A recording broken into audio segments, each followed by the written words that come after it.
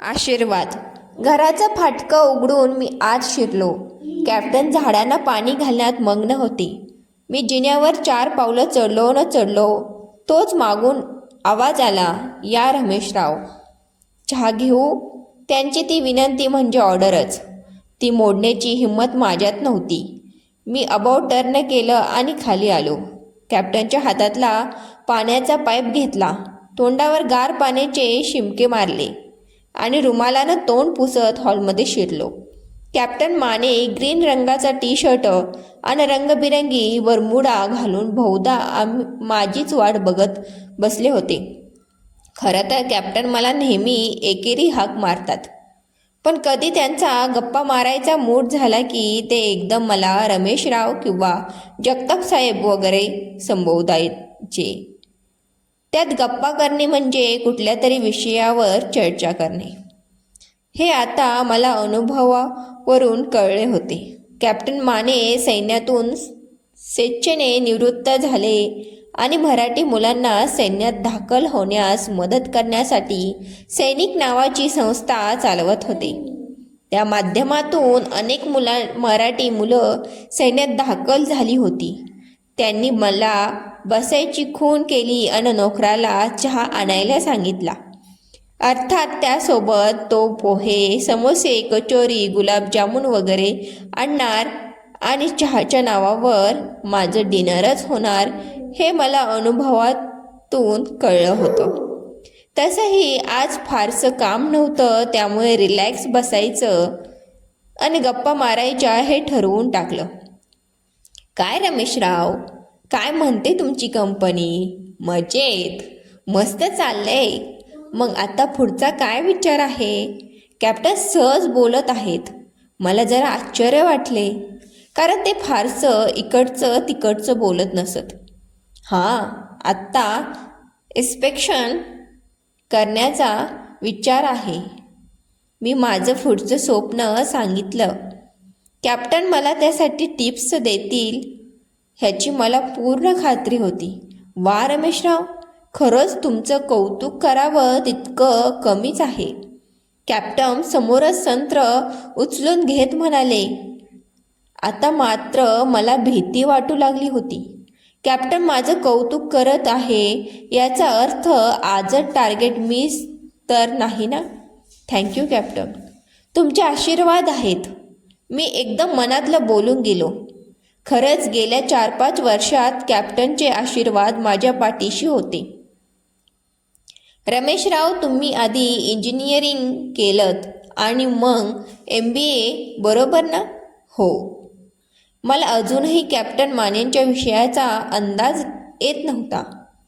कदाचित ते शिक्षणावर बोलतील असं वाटत होतं आणि त्यासाठी अनेकांचे तुम्हाला आशीर्वाद मिळाले आहेत. हो निश्चितच. घ्या, गुलाबजाम घ्या. मानेंनी बाऊल पुढे केला. मी काट्याने एक गुलाबजाम घेतला आणि तोंडात टाकला. रमेश, तुला माहीत आहे का की मोठमोठी संस्थानं, राज्य किंवा राजकीय पक्ष, सामाजिक संस्था वर्षानुवर्षे नुसतीच टिकतात, पण लोकप्रियतेच्या शिखरावर टिकून राहत नाहीत किंवा अल्पजीवी ठरतात. त्याचं काय कारण आहे? गुलाबजाम माझ्या घशातच अडकला. माझ्या शिक्षणाचा आणि पक्ष, राज्य, संस्थानं वगैरे न टिकण्याचा काय संबंध?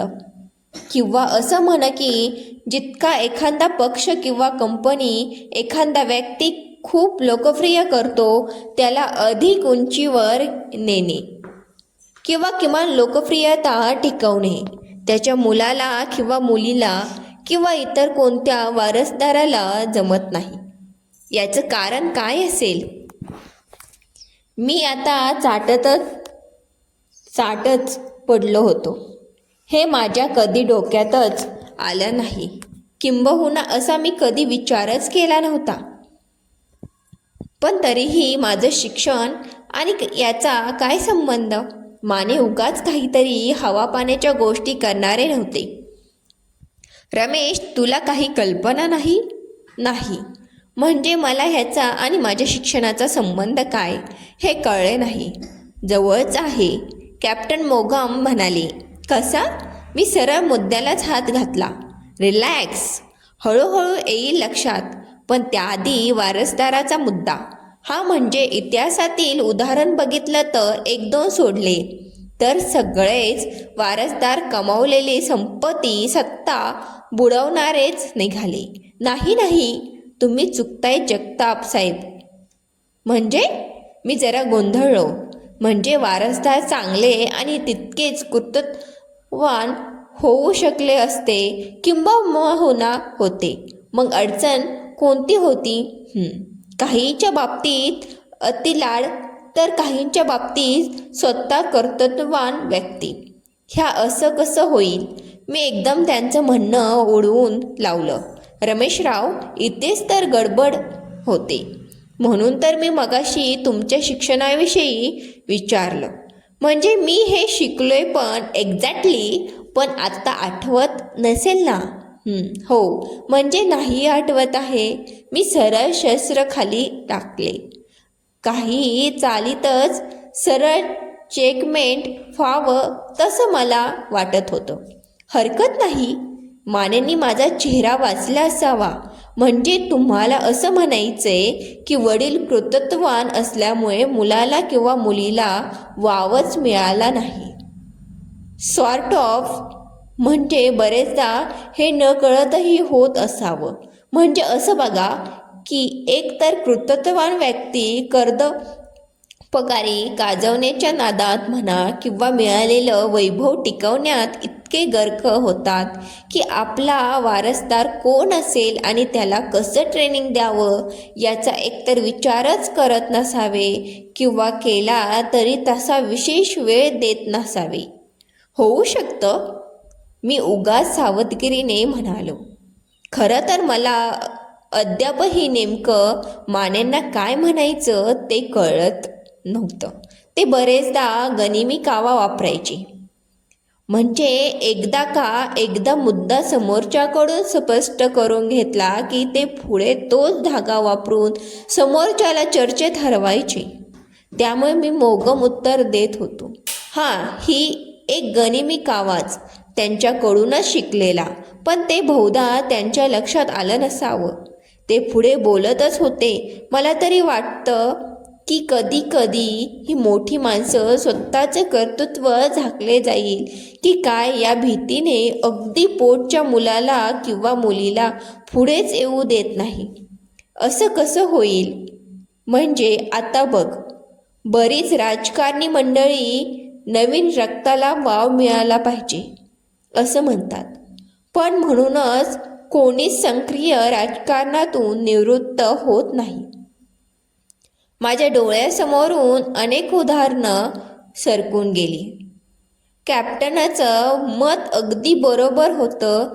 त्यामुळे काय होतं की त्यांच्या मुलामुलींना कर्तृत्व गाजवायला संधीच मिळत नाही. आणि जेव्हा मिळते तेव्हा बरेचदा ते काहीतरी असं करतात ज्याने त्यांना आपण बापापेक्षा मोठे आहोत हे दाखवता येईल. आणि इतके वर्ष मनात दांबून ठेवलेला राग चीड त्या निर्णयातून निघते. मग बाप तर बापच असतो. तो स्वतःचा हेका सोडत नाही.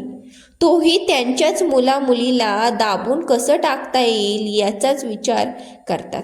आणि मग अशीही वेळ येते की स्वतःच्याच बापाविरुद्ध मुलगा मुलगी उभी राहते. जुन्या काळात लढाया झाल्या, राजकारणात पक्ष बदलतात. हा खरं आहे. माझ्या डोळ्यासमोरून अगदी सलीम अकबर पासून आजच्या अनेक जोड्या डोळ्यासमोरून तरळून गेल्या. मला मात्र एक गंमत वाटते. कसली? त्या मानाने भारताच्या जवळ असणाऱ्या बहमनी तुर्की मुघल सत्तेने भारतावर आक्रमण केले. बऱ्याच काळ राज्यही केले. पण जे ब्रिटिश करू शकले ते इतर फारसे कोणी करू शकले नाही. अगदी मूळ भारतीय राज्येसुद्धा. एक दोन अपवाद वगळता खरंय ब्रिटिशांनी एक प्रकारची सिस्टम वापरली. एक्झॅक्टली. कॅप्टन एकदम खुश झाले. सिस्टम? ज्यांच्या नावाने आपण रोज खडे फोडत असतो, मात्र जिच्यामुळे ब्रिटिश भारतात टिकू शकले, खरंच आश्चर्य आहे ना? म्हणजे तुम्हाला म्हणायचं आहे की सिस्टम खूप महत्त्वाची आहे. मी त्यांचा आजचा मुद्दा पकडला याचा मला आनंद वाटत होता. अगदी कॅप्टनना मला मुद्दा लक्षात आलाय हे बघून आनंद झाला होता. तर मी आजच टार्गेट नाही याचा मला. पण मग माझं शिक्षण यात कुठे आले? मी पुन्हा त्यांना आठवण करून दिली. त्याकडे येतो मी, but you need to wait for some time. माझ्या पोटात गोळा आला. आज सगळं खाल्लेलं बसणार नाही तर सिस्टीम आज अधिक जास्त महत्त्वाची झाली आहे. आणि आपण ज्यांच्या अगदी उलट वागतो ते कसं काय? मी तर सिस्टम नेहमी फॉलो करतो. मला मराठी शब्द सुचेना. मला नाही वाटत माने आता जोशात आले होते. असं कशावरून वाटते तुम्हाला? मी बाईक बाहेर बरोबर रस्त्याच्या बाजूलाच ठेवली आहे ना हे आठवलं. अगदी कोणीच रस्ता ओलांडणार नसेल तरी नियम पाळणारे आणि सिग्नल हिरवा झाल्याशिवाय गाडी पुढे न जाणारे कॅप्टन माने पार शिस्तीत मुरलेले होते. हे मला चांगलंच ठाऊक होतं. आता तुमची स्वतःची कंपनी आहे. हो, आणि मी टॅक्स पण भरतो वेळेवर. मी उगाच घाई केली असं मला वाटलं, पण माझ्या ओठातून शब्द निघून गेले. त्याबद्दल मला खात्री आहे. उगाच त्यांना मिशीवरून 2 बोटं फिरवली. मग मी आता पुरता परेशान झालो होतो. कॅप्टनना नेमकं काय म्हणायचं हे अजूनही मला कळलं नव्हतं, किंवा ते कळूनही माझ्या ध्यानात येत नव्हतं. तुम्ही आता ISO साठी सुद्धा प्रयत्न करत आहात ना? हो. एखाद्या अपराध्याने बोलावं तसं मी म्हणालो. खरं तर मला नेमका मुद्दा काय ते न कळल्याचं ते दुःख होतं. मग त्यासाठी तुम्हाला कंपनीत कोणत्या गोष्टी करायच्या हे चांगलंच माहीत आहे. अर्थात मी त्यावर बरीच पुस्तके आणि मटेरियल वाचलीत आणि MBBAला मी शिकलोय. अरे, हा इथे संबंध आला तर माझ्या शिक्षणाचा. मीच आश्चर्यचकित झालो. हो, मग काय शिकलात त्यातून?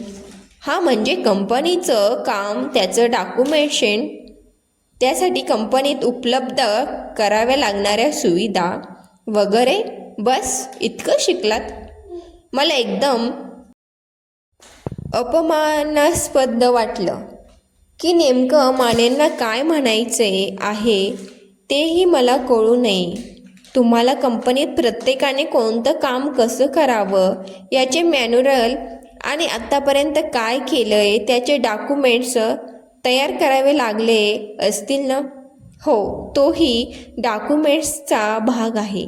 मी उगाच चिडलो होतो. मग त्यातून काय शिकले तुम्ही? म्हणजे तुम्हाला म्हणायचे तरी काय आहे? ISO राजकारणी माझं शिक्षण, राजे राजवाडे, नेमकं काय म्हणायचं आहे तुम्हाला? मी सरळ विचारलं. त्यावर माने मोठ्याने हसले. अहो रमेशराव, चिडू नका हो. मी तुम्हाला काय माहिती आहे ते बघत होतो. बरं, जाऊ द्या. तुम्हाला एक जुनी गोष्ट सांगतो. आम्हाला एकदा मछलीपट्टणमला नेलं होतं.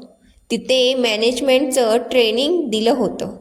त्यावेळी त्या मॅनेजमेंट गुरुने बरंच काही सांगितलं होतं. त्याने नंतर आम्हाला एक प्रश्न विचारला की उत्तम व्यवस्थापक कसा ओळखावा? तुला काय वाटते? म्हणजे बऱ्याच गोष्टी सांगता येतील जसं नाही. एका वाक्यात उत्तर हवंय. काय सांगितलं त्याने? मी अनुभवानुसार त्यांनाच उत्तर सांगायला म्हटलं. तो म्हणाला, असा व्यक्ती जो अशी सिस्टीम तयार करतो की तो व्यक्तीश उपस्थित असो वा नसो, कामे तशीच होतात जशी व्हायला हवीत. जसं आर्मीत दिलेलं काम चोखपणे पार पाडली जातात, मग ते काम बघणार कोणी असो किंवा नसो. वा क्या बात है. पण कॅप्टन, हे म्हणायला सोपं आहे, पण करायला फार कठीण आहे. हो, पण अशक्य नाही. हा, पण काही गोष्ट असतात ज्या माझ्या कंपनीत मलाच कराव्या लागतात. तुला दत्ताची माहिती आहे किंवा तानाजी? आता ते कुठून आले मध्येच? कॅप्टन, तुम्ही म्हणजे ना इतिहास आठवतोय का? दत्ताजी शिंदे म्हण किंवा तानाजी मालुसरे. ते पडल्यावर मराठी सैन्याने काय केले? पळापळ. बरोबर. हो, पण दोन वेगवेगळ्या मुद्द्यावर एकाच वेळी माने का बरं बोलत आहे ते कळेना. पण त्यांनी मला थांबायची खूण केली. काट्याने टरबुजाला एक तुकडा घेतला म्हणजे समजा कोणी सरदार पडला तरी राहण्याचं प्रशिक्षण किंवा तशी कार्यपद्धती विकसित केली गेली नव्हती. बरोबर. पण नंतर शेलार मामाने सगळे मावळे फिरवले आणि लढाई जिंकलीच ना. मी माझा मुद्दा लेटला. हो, पण पुढे ती कार्यपद्धती झाली नाही ना. म्हणजे युद्धाचा कंट्रोल केवळ एकाच व्यक्तीकडे होतं आणि तो पडला की सैन्य पळून जात नव्हतं. धनी पडला असं म्हणायची त्यावेळी पद्धत होती. हो, पण अशा वेळी लढाईचं सूत्र दुसऱ्या कोणाकडे देणार का ना? आणि लढण्यासाठी आणि कुटुंबासाठी पैसा देणार. धनीच गेल्यावर ते तरी काय करणार? बऱ्याचशा प्रश्नाचं पक्षाचं कंपन्यांचं असंच होतं. धनी गेला की झालं इतकंच काय, सचिन तेंडुलकर गेला की त्याच्या मागे पटापट बाद होणारे फलतांच हे चित्र नवीन नाही. हो, पण म्हणून प्रत्येकजण सचिन किंवा तानाजी होऊ शकत नाही ना. मला आता चर्चेत मजा येऊ लागली होती. हो, तुर्तास सचिनला बाजूला ठेवू. पण तुला आठवतं, महाराजांनी अफजलखानाला भेटायला जाण्यापूर्वी सगळ्यांना काय सांगितलं होतं? पुन्हा माने इतिहासात शिरले होते. हो, मी जिवंत येईन वा न येईन, पण ज्याला जी कामगिरी दिली ती चोख बजवायची, त्यात अजिबात हलगर्जी नको. हा प्रसंग अगदी आपल्यासमोर घडतोय असं वाटायला लागेल असं कॅप्टन मानेंनी मला कित्येकदा सांगितलं होतं. प्रत्येक वेळी अंगावर रोमांच उभे राहायचे, पण मला त्यांनी जास्त बोलू दिलं नाही. हे ज्याला जी कामगिरी दिली ती चोख पार पाडायची. मी असो वा नसो उत्तम व्यवस्थापक, कळलं?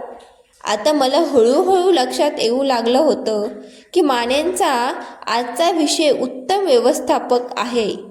वा, आज मला मेजवानीच आहे. मी मनात खुश झालो.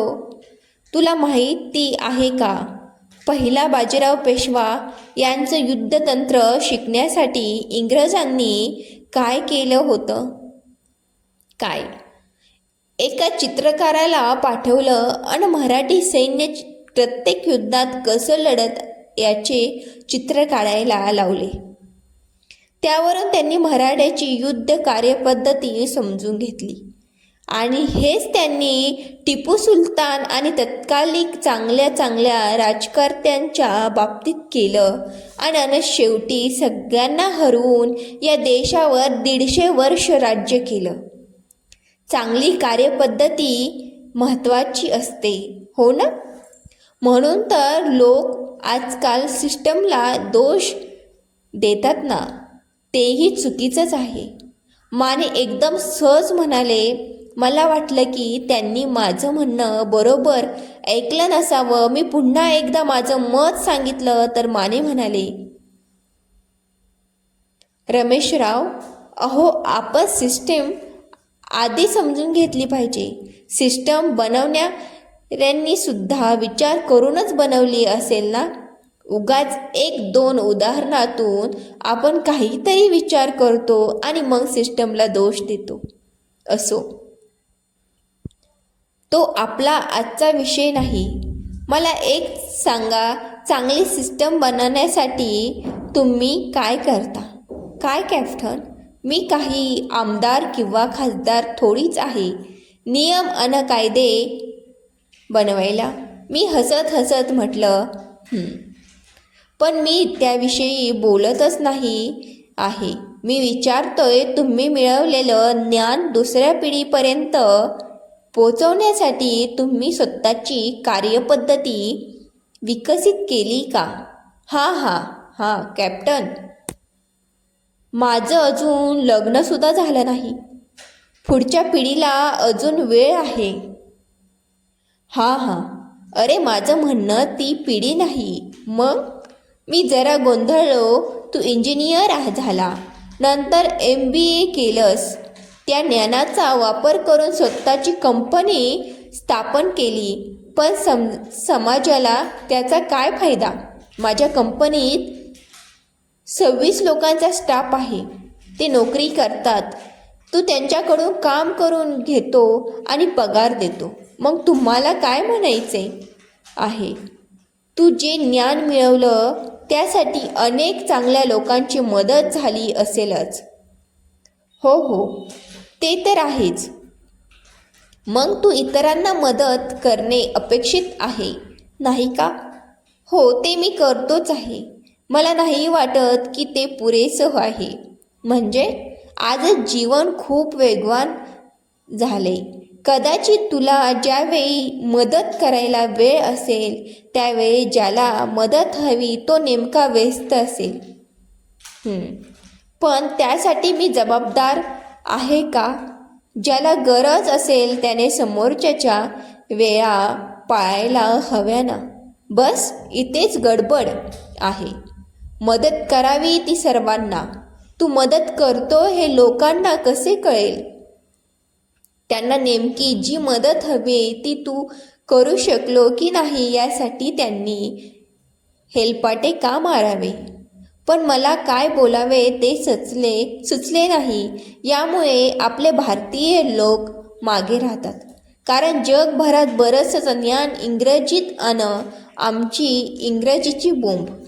मग मी काय करावं असं तुमचं म्हणणं आहे? लिहिते व्हा. स्वतः कॅप्टन मानेंनी स्वतःची वेबसाईट डिझाईन केली होती आणि त्यावर ते मार्गदर्शन करणारे लेख लिहायचे. पण लिहायला वेळ कुठे आहे? मी उगाच अडचण मांडली. अरे वा, फेसबुकवर बरंच काही लिहिता, मग ब्लॉगवर लिहा की. कॅप्टनने पटकन माझी नस पकडली. हो, पण मराठीत लिहिणे. मी उगाचच झंझट नको म्हणून काही ना काही कारण काढत होतो. अहो, गुगल महाराज आहेत की. कॅप्टनने मला एकदम क्लीन ब्लोडच केलं. हो, पण मी एक साधा माणूस. मी काय लिहिणार? मी एक नवीन अडचण उपस्थित केली. अहो, तुमचे अनुभव लिहा की. कदाचित त्यातूनच तुम्हाला तुमच्या भविष्याच्या दिशा मिळतील आणि इतरांनाही फायदा होईल. हो, पण माझे अनुभव कोण वाचणार? मी कसंही करून हे टाळण्याचा प्रयत्न करत होतो. का नाही वाचणार? अहो, आजकाल मराठीत तांत्रिक गोष्टी लिहिणारे बोटावर मोजण्या इतके आहेत. त्यामुळे तुमच्यासारख्या लोकांचे मार्गदर्शन फार आवश्यक झाले आहे. पण तरीही लिहिणे म्हणजे मग व्हिडिओ ब्लॉग करा. ते अधिक सोपं आणि चांगलं. तुमच्याकडे तसंही चांगला वेबकॅम आहेच. पण मला अजूनही पटत नाही हे. दुसऱ्याला मदत करणे पटत नाही ते तर पटले मला. पण ब्लॉगच्या माध्यमातून खरंच फायदा होईल त्याचा विचार तुम्ही करूच नका. तुम्ही तुमचं ज्ञान वाटायला सुरू करा. बघा, आपोआप लोकच तुम्हाला सांगतील की तुम्ही प्रत्यक्ष हजर नसतानाही तुमचा त्यांना त्यांच्या जीवनात कितीही फायदा झाला ते. अहो, लोकांना नवीन ज्ञान तंत्रज्ञान हवंय, पण मराठीतून. कारण 1-2 तासाच्या गोष्टीसाठी इंग्रजी शिकणे म्हणजे द्राविडी प्राणायाम होईल. अजूनही लोक कॅम्प्युटर विकत घेणे टाळतात. कारण काय तर बिघडला तर काय करायचं याची प्राथमिक माहितीसुद्धा मराठीत नाही. मग काय लुबाडणे सुरू होते. तुम्ही जर ही माहिती जरी दिली किंवा साधे सॉफ्टवेअरबद्दल मराठीत व्हिडिओ उपलब्ध केले तरी लोक तुम्हाला धन्यवाद देतील. अर्थात तुमची मॅनेजमेंटबद्दलही सांगू शकता. इलेक्ट्रॉनिक्सबद्दल, तुमच्या आवडत्या विषयाबद्दल. फक्त तुमचे ज्ञान पुढच्या पिढीपर्यंत पोचणे गरजेचे आहे. मी थोडा विचार करू लागलो. अर्थात असली मदत कदाचित तुम्हाला कोणी केली नसेल. केलेली मदत दुसऱ्या स्वरूपात असेल. पण ती मदत नसती तर तुम्ही इथपर्यंत पोहोचू शकले नसते का? आज एकाच एक नव्हे तर एकाच अनेक प्रमाणात मदत हवी. कोणास ठाऊक तुमच्या एका व्हिडिओने एखाद्याचे आयुष्यच बदलून जाईल. मला एकदम माझ्याच आयुष्यात मला मदत करणाऱ्यांचे चेहरे डोळ्यासमोरून तळून गेले. खरंच हे लोक माझ्या आयुष्यात आले नसते तर. पण याचा आणि सुरुवातीला कॅप्टन म्हणाले होते त्या वारसदाराचा काय संबंध? आपण स्वतः जवळचे ज्ञान पुढच्या पिढीला दिले असते आणि पुढच्या पिढीला स्वतःचे कर्तृत्व गाजवण्याची संधी दिली असती तर कित्येक साम्राज्य, पक्ष, सामाजिक संघटना, कंपन्या बुडण्यापासून वाचले असते. पण आपण दुसरी फळी निर्माणच होऊ दिली नाही. आणि मग कित्येक वर्ष इंग्रजांशी महात्मा गांधी एकटेच लढत राहिले. पण राजकीय नेतृत्वाच्या अनेक फळ्या तयार झाल्या नाही किंवा होऊ दिल्या नाही. अकबराने एकट्यानेच कित्येक वर्ष राज्य केले. स्वातंत्र्योत्तर काळात कित्येक कंपन्या, साखर कारखाने, कापड गिरण्या आणि कापूस कारखाने निर्माण झाले आणि मग नष्टही झाले. थोडक्यात ज्ञान पुढच्या पिढीला न मिळाल्याने किंवा ती मिळूनही संधी न दिल्याने आजही आपली सिस्टम व्यक्तिकेंद्रितच राहिली आहे. म्हणायला लोकशाही असली तरी अजूनही आपल्याला साहेब नाही उद्या या हे ऐकावं लागतं आणि आपण ज्ञान नसल्यामुळे एकतर उद्याच्या भरवशावर परततो किंवा पैसे देऊन काम करून घेतो आणि सिस्टीमला शिव्या घालतो. बापरे, मी तर हा विचारच केला नव्हता. एकदा सुरुवात करा, आपोआप विचार सुचत जातील, लोक जोडली जातील, मग सिस्टममध्ये सुद्धा बदल घडेल. त्यासाठी प्रत्येक वेळी रस्त्यावरच येण्याची गरज नाही. कॅप्टन बाहेर मावळत्या सूर्याकडे पाहत होते. एकदा का तुम्हाला तुमच्यापेक्षाही सरस उत्तम नेता, डॉक्टर, इंजिनियर, वकील, शिक्षक, विद्यार्थी, व्यवस्थापक बनवायची धून असेल तर समाजात बदल घडवायला फारसा वेळ लागणार नाही. म्हणून म्हणतो, लिहिते व्हा. मला आज खरंच एक नवीन अविश्वास झाल्याचा आनंद होत होता. अगदीच काही नाही तरी डिजिटल इलेक्ट्रॉनिक्सचे माझे काही अवॉर्ड मिळालेले प्रेझेंटेशन जरी मी ब्लॉगवर टाकले तरी अनेकांना त्याचा फायदा होईल हे मला जाणवलं. उद्यापासून नव्हे, आजच कॅप्टन मानेंच्या आशीर्वादास्वरूपी ब्लॉगच्या माध्यमातून ज्ञान देण्यास सुरुवात करायची असे मी ठरवले. शेवटचा एक गुलाबजाम घेऊन तोंड गोड केले.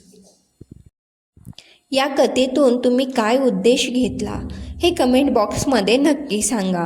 कथा वाचल्याबद्दल, ऐकल्याबद्दल मनापासून धन्यवाद. आपल्या चॅनेलला नवीन असाल तर मराठी कथासंग्रह या चॅनेलला सबस्क्राईब करा, जेणेकरून आपल्या नवीन नवीन कथा तुम्हाला पाहायला मिळतील.